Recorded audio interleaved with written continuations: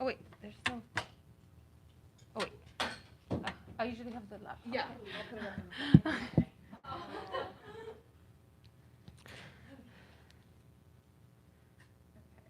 So we're gonna do a sound check? Yeah. Testing, testing, 1, 2, 3, testing. Okay, hang on.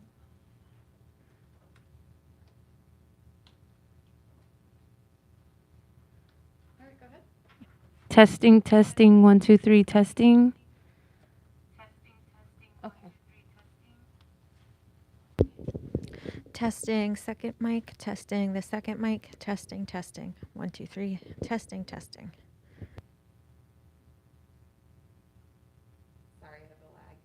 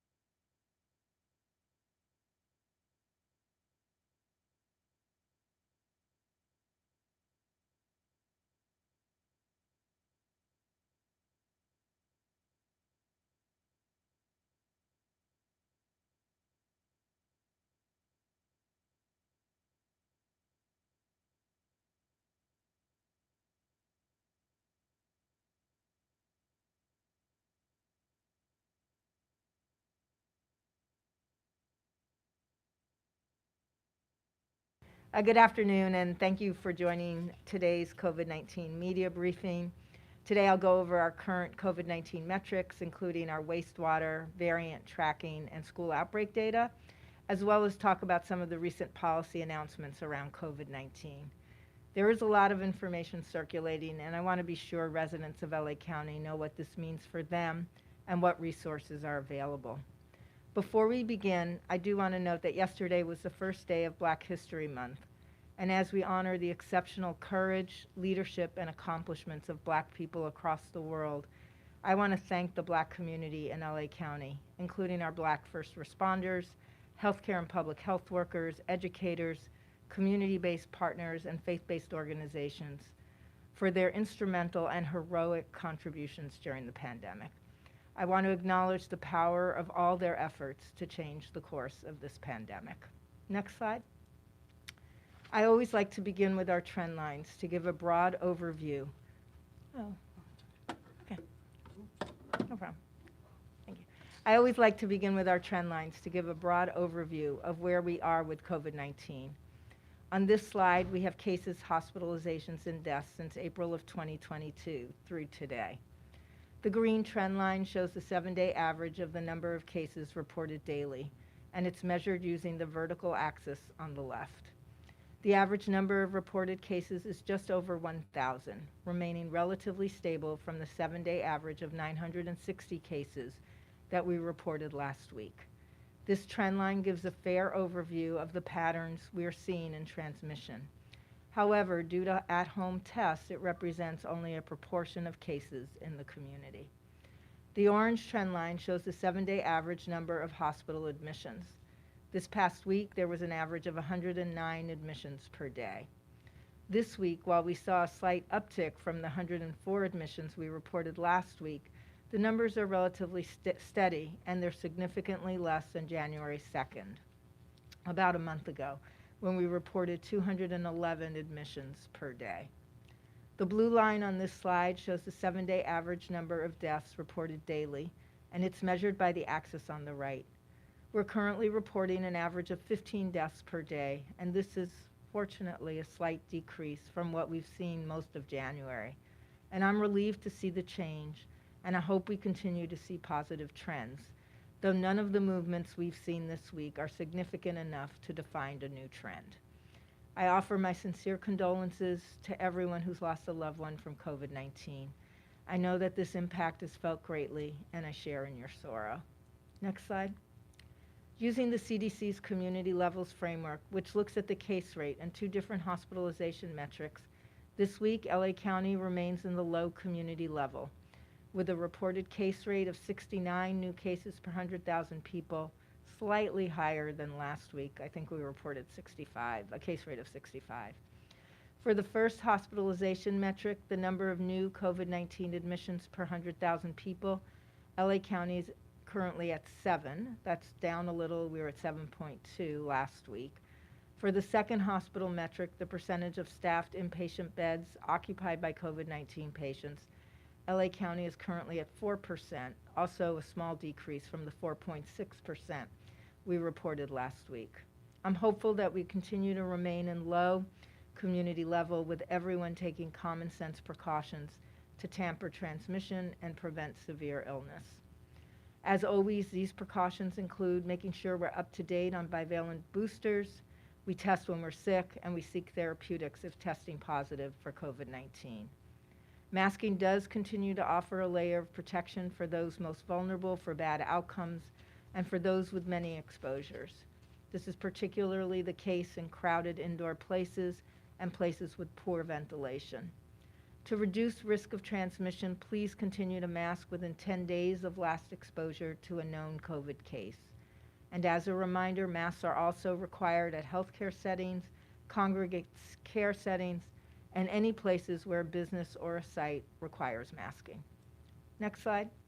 Knowing that cases are undercounted, wastewater data helps us to better understand the level of COVID-19 circulating across the county.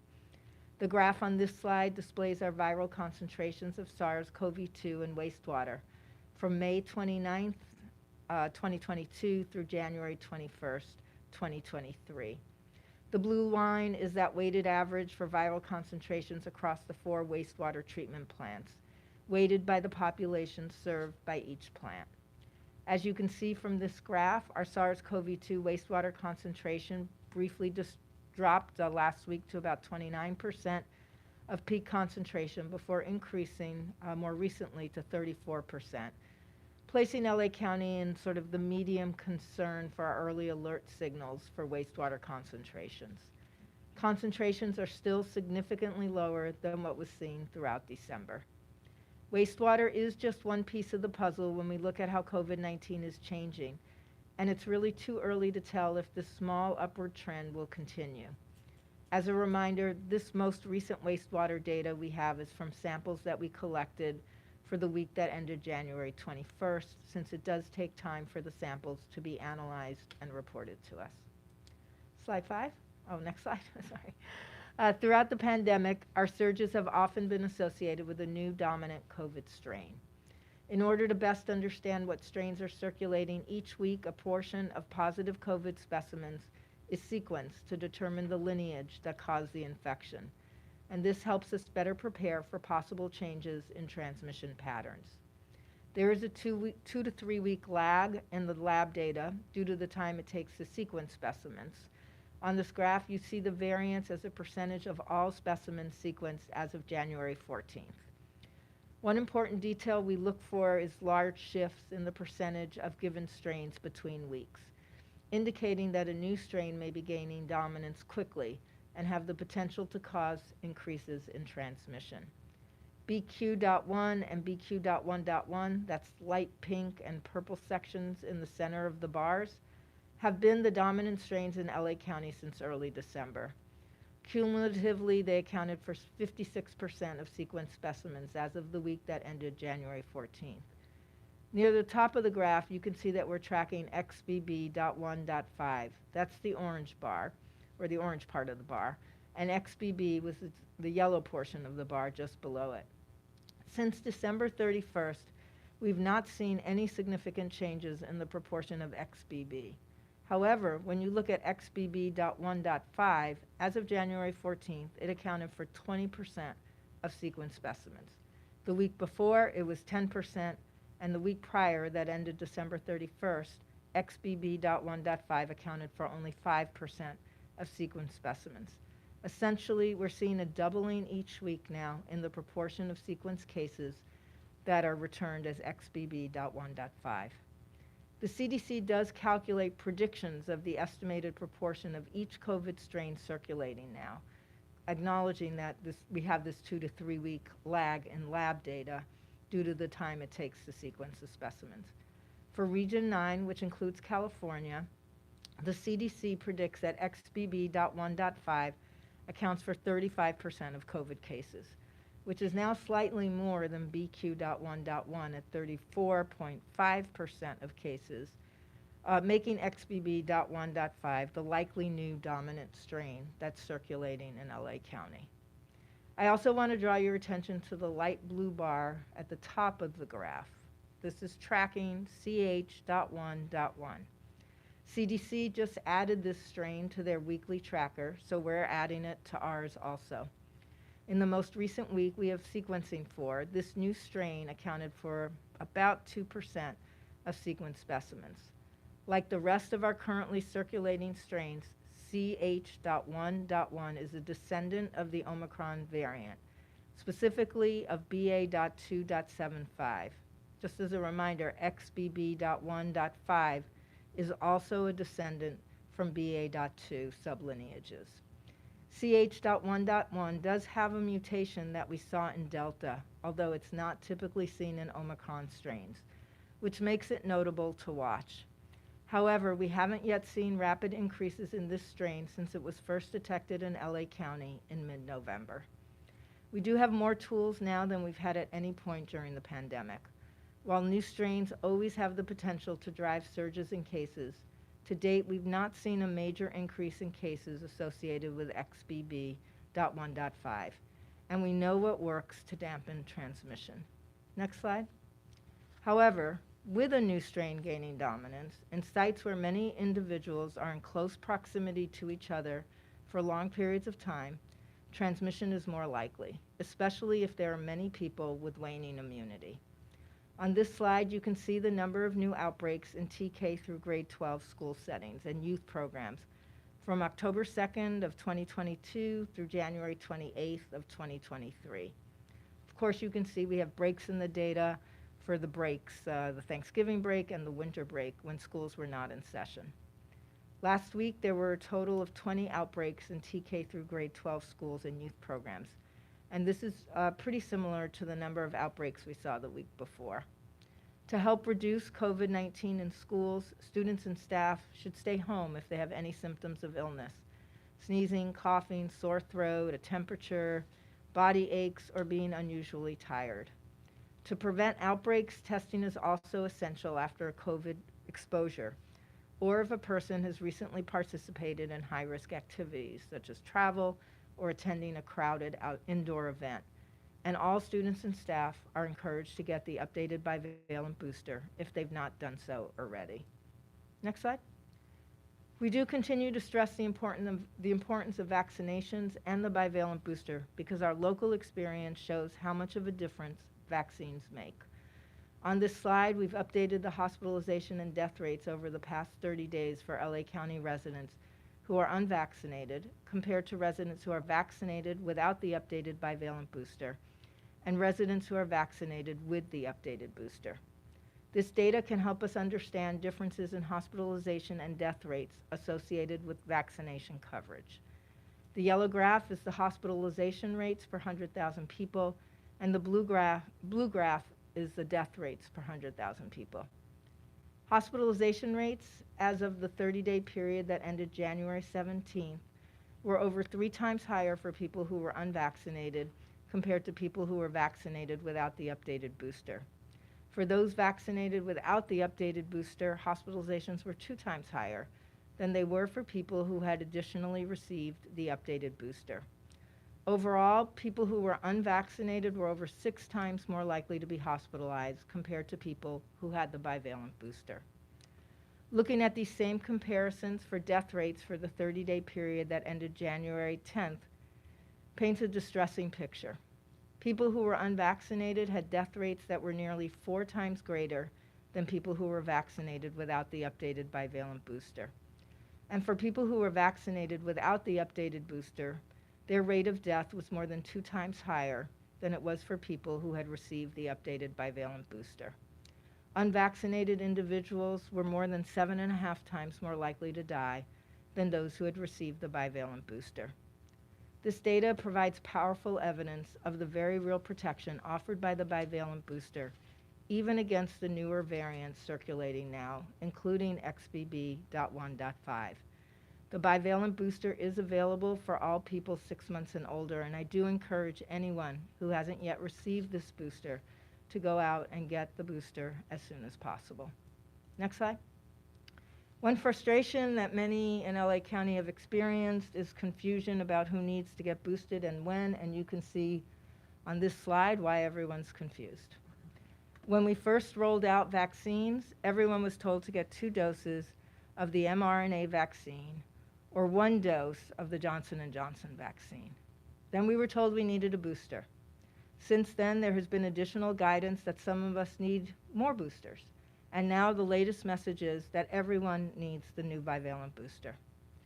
Recognizing how challenging this has become, a Food and Drug Administration Advisory Committee met last week to talk about simplifying the COVID-19 vaccination schedule and designing a long-term vaccination strategy for COVID-19.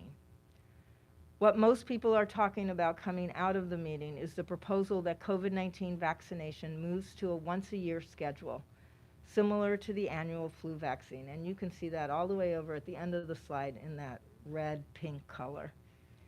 It's important to note that although the FDA Advisory Committee discussed and endorsed the proposal, no final actions were taken or decisions made. A CDC committee will meet in February to continue the process to explore options. Second, current vaccine options continue to be available, and the bivalent booster remains a very valuable resource. About 22% of eligible people over 12 have received a bivalent booster in LA County.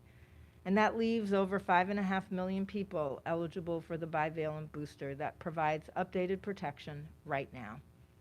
We know that while many believe they're up to date on COVID protections because they have received multiple vaccines, this is not necessarily the case. On this slide, you can see the mRNA vaccine schedules. If you first look at people over 50 who statistically have higher rates of hospitalization and death, we can see the sequencing of vaccination guidance for those in this age group. As with all age groups, the primary series is still recommended for those who have yet to be vaccinated. For LA County residents age 50 and older, nearly 90% of people completed their primary series, and that number increases to about 95% if we look at people 65 and older. After the primary series, people 50 and older were eligible for 2 monovalent boosters, and they're now eligible for the bivalent booster, starting in September of 2022. For this group, up-to-date protection may mean 5 vaccine doses. 2 vaccines for the primary series, 2 monovalent boosters, and now the bivalent booster. If a person didn't receive one or both of the monovalent boosters after their primary series, they now go straight to getting the bivalent booster, and they just get 1 bivalent booster that's formulated to provide protection against the Omicron strains that are circulating now. The plan that was reviewed last week by the FDA Advisory Committee proposes that in the future, people age 50 and over, as well as those who are immunocompromised, would get 2 annual COVID-19 vaccines. Again, this is only a proposal and not confirmed, so we'll wait for the final guidance for any additional details. Likewise, people who are immunocompromised may also have received 4 to 5 previous vaccine doses, and they too are now eligible for that bivalent booster. For healthy adults under the age of 50 and children 12 and older, they started with that 2-dose primary series, and then they may have received that monovalent booster dose, and now they're eligible for the bivalent booster. The bivalent booster could be their 4th COVID vaccine. And as with other groups, if you didn't get the monovalent booster, you just go straight to the bivalent booster. The FDA Advisory Committee proposal suggests that in the future, these groups would receive 1 annual COVID-19 vaccine, similar to the schedule we're familiar with for the flu vaccine. COVID-19 is a rapidly changing virus. It constantly mutates and it creates new strains. And I'm grateful to see the ways that science has helped us adapt and update our protections. If you're not sure if you're eligible, a shortcut is to remember when your last dose was. If it happened before September of 2022, that was the first month the bivalent booster became available, you are eligible for and you should seek your increased protection now. Next slide. The bivalent booster also available for young children, and as you can see, again, a complicated dosing schedule. Children 5 years and older who originally had the Pfizer primary series vaccine and may have had 1 monovalent booster, they're also eligible now for the bivalent booster. For children 6 months to 4 years old, the Pfizer primary series is 3 doses, and the 3rd dose in that series is the bivalent booster. For children 6 months to 11 years who received or are currently receiving the series of the Moderna vaccine, the 2-dose monovalent primary series will be followed by the bivalent booster. The FDA Advisory Committee proposal for an annual COVID vaccine includes children as well, so that's also similar to what we see with the flu vaccine. The FDA Advisory Committee proposal looks forward. How will the trajectory of COVID-19 change, and what protections may be needed in the future? The bivalent booster is made for now, and it's widely available. Next slide. If and when there's a change in the COVID-19 vaccine schedule, LA County will be prepared. Currently, we have strong partnerships with a network of over 1,900 active vaccination sites. This includes fixed and mobile sites. We're going to maintain a commitment to make sure that COVID-19 vaccines are available equitably, safely, and rapidly through pharmacies, community clinics, hospital sites, long-term care facilities, mobile teams, and other local healthcare providers. You can visit ph.lacounty.gov/how-to-get-vaccinated to find those locations, including many sites where no appointment is needed. LA County also continues to ensure homebound access. Currently, COVID vaccines, including the bivalent booster and flu vaccines, are available for anyone in their home if they're homebound. You can just call 1-833-540-0473, 7 days a week between 8 a.m. in the morning and 8:30 at night, to go ahead and schedule an appointment to get vaccinated in your home. Next slide. As I noted, in LA County, there are nearly 2,000 vaccination sites. Capacity to provide these vaccinations increased more than fourfold since March of 2021, when COVID vaccines began to be more widely available, as you can see on these maps. You can see that we have increased density overall, and we also have much better concentration of sites in zip codes that have been identified to include residents most vulnerable for poor COVID-19 outcomes, either because of socioeconomic and environmental conditions, or we know that there are low vaccination rates in those areas. Those areas are shaded light blue on this map. I want to also acknowledge that many people face barriers to getting vaccinated, whether it's the ability to get time off from work, hesitancy to go into a medical facility, lack of transportation, worried about insurance or residency status. But these sites on our maps include not just medical providers, but churches, schools, neighborhood pop-ups, and mobile vaccine sites where everyone should feel comfortable accessing the vaccines. Next slide. As many have heard across the United States, because we're seeing less severe outcomes from COVID-19, it's less common for us to hear of hospitals that are overwhelmed by large influxes of COVID patients, and we have powerful tools to manage the pandemic. We are hearing about federal and state emergency declarations that will be lifted for COVID-19 in the near future. On Monday, the White House announced that 2 U.S. COVID-19 emergency declarations will be lifting on May 11th, 2023.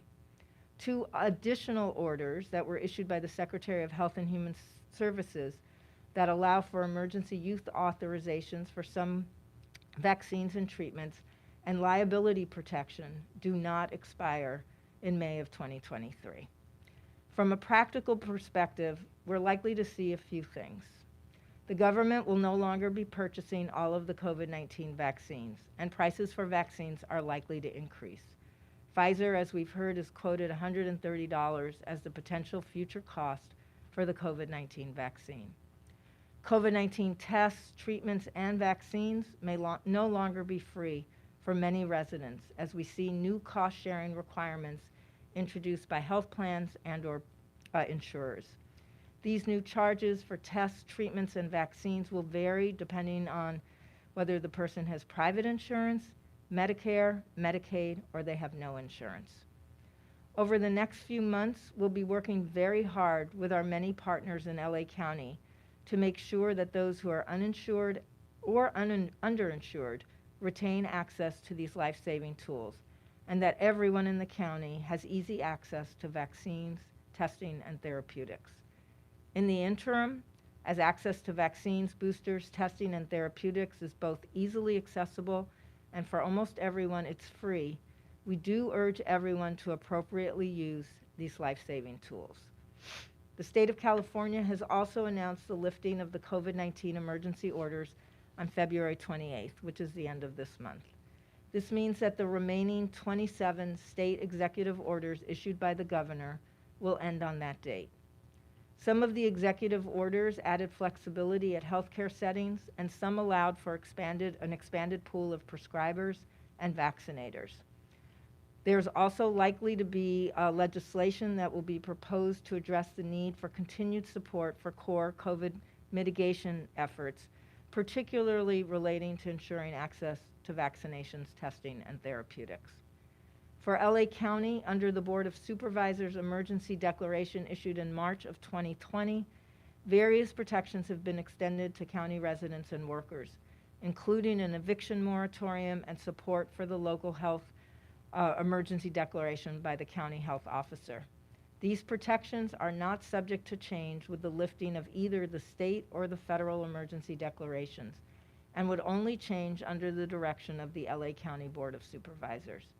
In coming months, more details will become clear, especially as we gain additional knowledge of how local, state, and federal legislation will change response and mitigation efforts.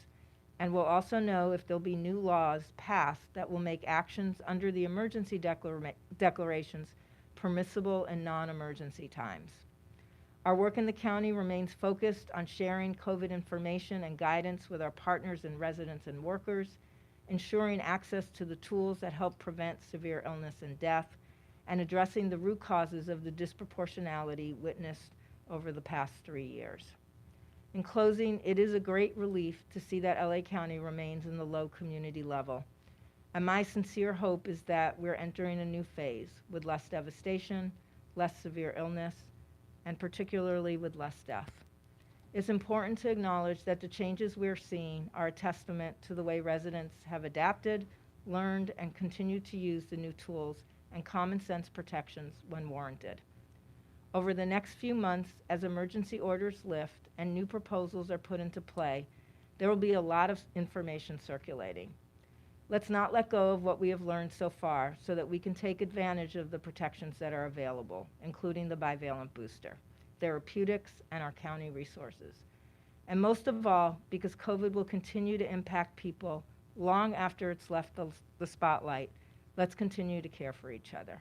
I welcome your questions. Howard Bloom, LA Times. Did you want to go first? Sure. These are actually questions from my colleague Ron Lynn, for starters. Regarding the cases of bacterial infection possibly tied to eye drops, do you know what the patient outcomes were of the 4 LA County cases? Any cases of blindness, hospitalization, or death? I don't have that information, Howard, on me. We do know that there are 4 LA cases. We have issued, I do want to note, we've issued an alert to the entire network of providers in LA County, so they'll be on alert to look for signs and symptoms and also to make sure that they are no longer prescribing that medication. Okay. And if we're understanding this correctly, the State Department of Managed Healthcare says that because of state legislation signed by Governor Newsom in September, health plans it regulates must cover COVID-19 tests, vaccines, and treatment with no cost sharing in most circumstances, even 6 months after the federal public health emergency ends, if services are provided in network. What about uninsured people? Are you concerned that uninsured people will not be able to obtain free vaccination, drug treatment, and tests? Yeah, it's such a great question. Of course, we're concerned, but as I noted, we have a few months here to make sure that that doesn't happen. All of our sites will continue to provide vaccines, therapeutics, and test kits to those who are uninsured and underinsured in this near future at no cost. We do need to work with the federal government and the state government to ensure that we're able to continue those services way past the emergency declarations. For people who are on federal programs, Medicaid, we call it Medi-Cal here, or Medicare, there are a lot of protections that are built in at the federal level that remain around immunizations. There's some language for Medicare around therapeutics. I think the place where we're going to have to get more clarity is on testing, because testing is, an important part of our strategy. People need to know their status so that they can take appropriate actions. So we're going to have to work very closely to make sure we don't lose that capacity. Right now, with the generosity of the state and the federal government, we continue to distribute what amounts to millions of over-the-counter test kits to both organizations and individuals that need those test kits. And one more from Ron. Is LA County considering ending its public health emergency declaration regarding COVID, and what would that mean? Yeah, it's a great question. I mean, obviously, as I noted, the health officer order, which is that public health emergency, exists under the authority of the board. In other words, the board has to ratify that public health emergency order. I believe within 7 days of it being issued, and then, we have to understand the new regs, but every 30 days after. So obviously, we're going to work very closely with the Board of Supervisors about what should continue here in LA County based on our local conditions. Okay. Somebody else's turn.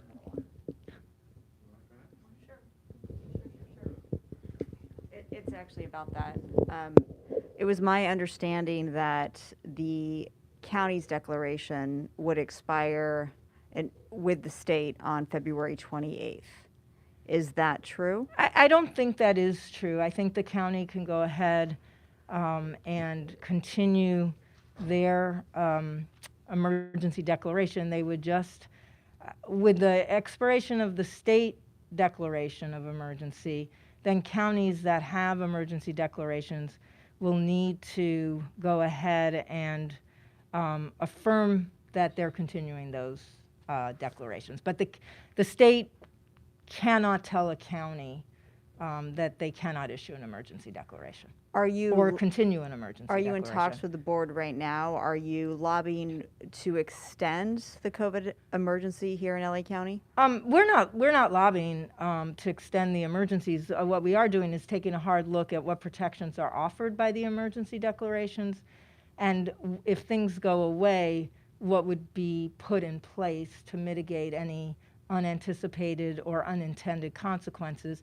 I'd point to the protection that's offered on the eviction moratorium as being under that emergency declaration. So you obviously need that emergency declaration to continue those protections. Well, like the city separated. Exactly. The city separated them out. Right. The county would have to either do that or extend. I mean, since the county's already extended that moratorium until the end of March, they're going to need to figure out whether that continues their emergency declaration until the end of March. Can you give examples of, because I've been contacted by so many people, Yeah. what does that mean? What does that mean for me? So what are the protections that would go away once the declaration expires? Yeah, I think for most of the activities that public health does, we retain authority through the health officer on managing all communicable diseases.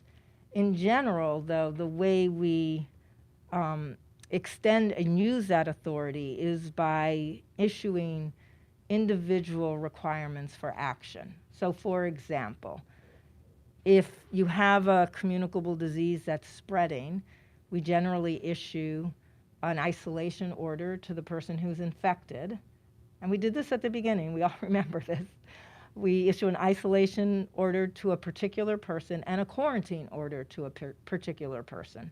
We did all that and then realized, when we had thousands and thousands of cases, that was not really going to be practical as the pandemic continued, and then used the health officer's authority under an emergency declaration to issue those blanket isolation and quarantine orders. So you didn't have to get a particular piece of paper from the health officer to say you were required to isolate. You just were told that was the rule if you were infected, that you were required to isolate. It's a blanket isolation order that applied to every resident. So we would have, it would be unusual without that emergency declaration to issue those blanket orders. It would not be unusual to issue isolation and quarantine orders by the health officer, even if there's no emergency declaration. Just those blanket community-wide protections that we put forth are better done under an emergency order. Does that help? Yeah, in other words, if you don't have the emergency declaration in place, it takes away the authority to issue the blanket? It doesn't, it's a gray area, so I don't want to say it takes away the authority. We have not used the health officer authority in general to issue these sort of wide-ranging protections. Unless the declaration's in Unless place. there's been a declaration of an emergency. One other thing, can you comment on the reports? There are reports that once the state declaration expires on the 28th, that will mean that the vaccine for children, for school children, would go away? I don't think that's true. I think the issues that I know about are that there are executive orders that made it possible for us to have many more vaccinators. So like pharmacy, people who are registered technicians at pharmacies can administer vaccines. Paramedics can administer vaccines. My understanding, we can definitely look into this and get back to you, but my understanding, what I know is the risk, is that we'll lose some of our vaccinators. Not that anybody won't be able to get their vaccines. And I do want to point out that for children on Medicaid, they are required to get these vaccines at no cost. I mean, this is part of the vaccination schedule, and both the vaccine and the administration are at no cost. We have a question from Jackie Fortier at KPCC. She says, when California's COVID state of emergency ends, will that mean state funding for testing and vaccine sites end? Will the testing or vaccine sites, specifically in LA County, be shut down? You know, we have no plans at the moment to close any of the county sites, but I think for people who have been paying attention lately, you know that some of the state testing sites have already closed. What the state has done is they've given us additional supply of over-the-counter tests, kits that we can be distributing to people who might have been using that service. Here in LA County, I think all of our vaccination sites are either county or they're run by one of our partners, and none of them are closing those services. And the county, again, it stands up and adjusts the testing services, the community testing services, based on need. So if there's not a lot of need, you might see less of those. Once there's more need, we stand them up at full capacity again. I don't anticipate an immediate impact on access to vaccinations, testing, or therapeutics in LA County in the very near future. But as I've noted, there are some big changes in here about the financing, and we have to work that out. So this question has to do with the practicality and likelihood of requiring vaccines for students, which has gone pretty much by the wayside, but just looking forward at the possibility. Given that the staying power of the COVID vaccine's immune response is more like a flu shot, to what extent does that make it more challenging to include a COVID vaccine on the list of shots mandated before a student can enroll in school? Yeah, I appreciate that question. First thing I want to clarify is that at the county level, we do not set the vaccination requirements for school-age children. So because sometimes people, think that's something we're going to do or not do, and want to sway us one way or another. But that's not a responsibility of the county public health department. The state in general takes on that responsibility of determining which vaccinations are important for children to have.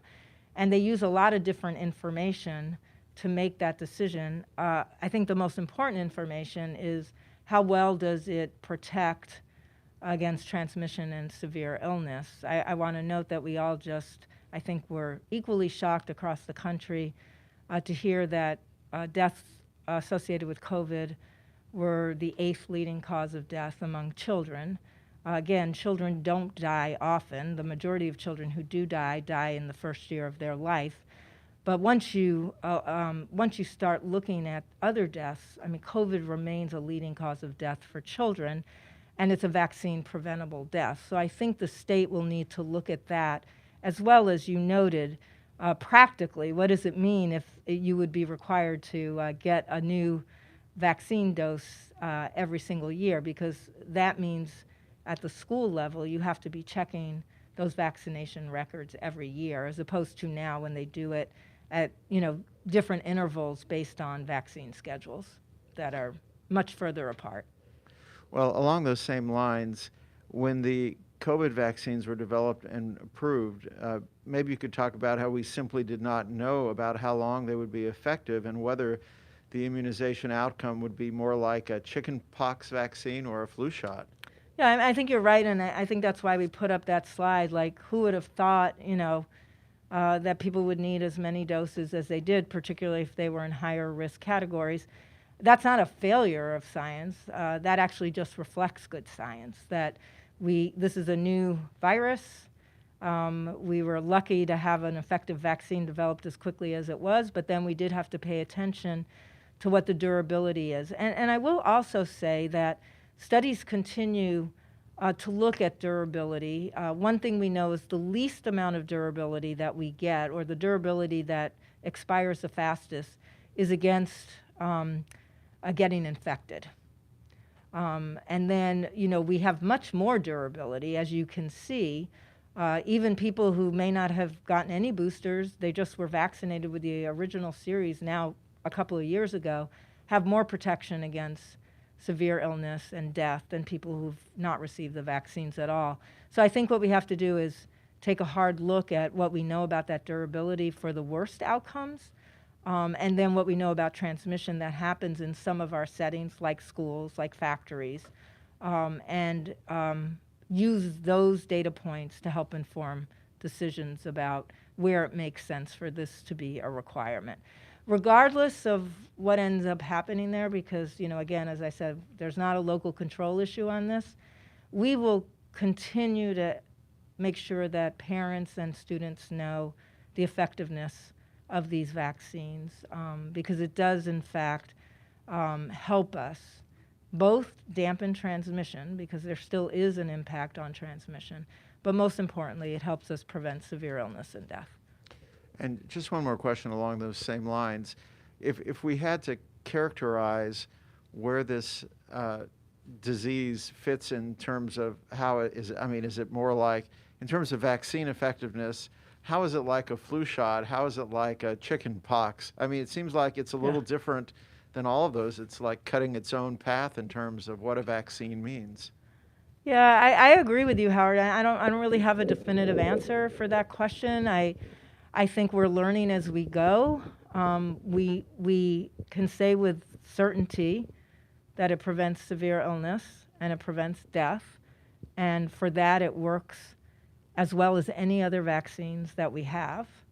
I think the question of how much is it helping us reduce transmission is where there's the deviation because of the vast number of mutations we've experienced. Our next question is from Emily Valdez with KNX News. She wanted to know what your thoughts were, Dr. Ferrer, on the federal government moving from a pandemic to an endemic situation. Yeah, thanks so much. I actually was anticipating somebody would ask this question because so much gets tied up in the terminology. I think there's just a lot of confusion around what the terms mean.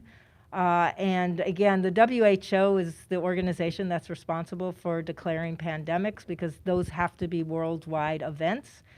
So when I feel like when the WHO says we're no longer in a pandemic, we can start thinking of using other words that will match what we're seeing, not just in the United States, but across the globe. For me, the most important piece here, though, is whether we want to call this a pandemic or an endemic. We all recognize that we're in a new phase, and in this new phase, we have to continue to use the best tools we have to help us mitigate against severe illness and death. No one is questioning that, whether we're in the pandemic phase or whether we're in the endemic phase. We've got some tools that are highly effective at reducing severe illness and death, and we'll need to continue to make sure those tools are available. That's why I've stressed so much today that even if there are no emergency declarations, we have people that will have unfortunate outcomes if we don't continue to pay attention to access to vaccines, to testing, and to therapeutics.